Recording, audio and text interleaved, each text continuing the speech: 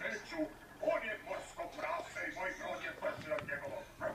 U redu, morski su.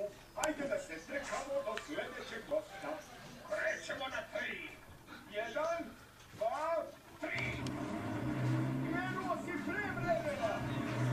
Čekaj me ako možeš, morsko prase.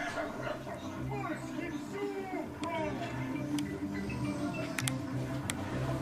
Je to najbrže što možeš? Ne možeš da me stigneš. Pobedio sam. O Bože, nekapacitov brod je ostao bez goriva. Veoma pametno, kapetane Deko. Možda sam ipak išao prebrzo.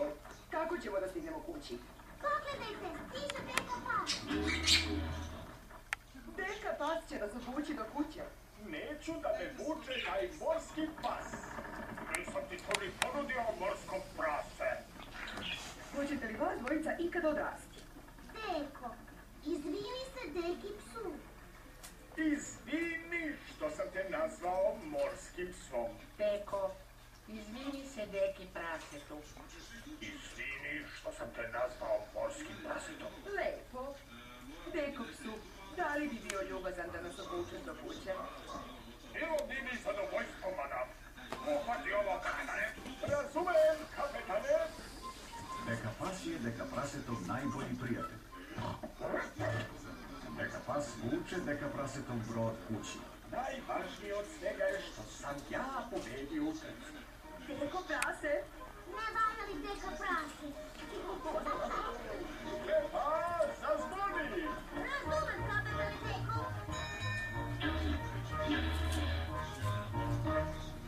Ulogi tumači Jelena Đorđević, Ana Marković, Darko Tomović, Ana Popović, Srđan Jovanović, Nataša Popović, Pusti sljedeću.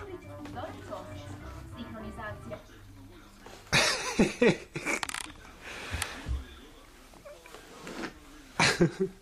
Koji smo rekli?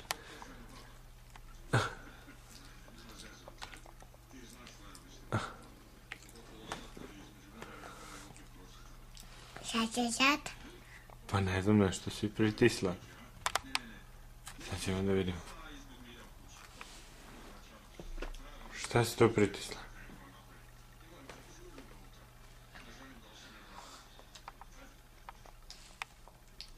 Pepa, Pepa, paše. Evo sad će da pustimo.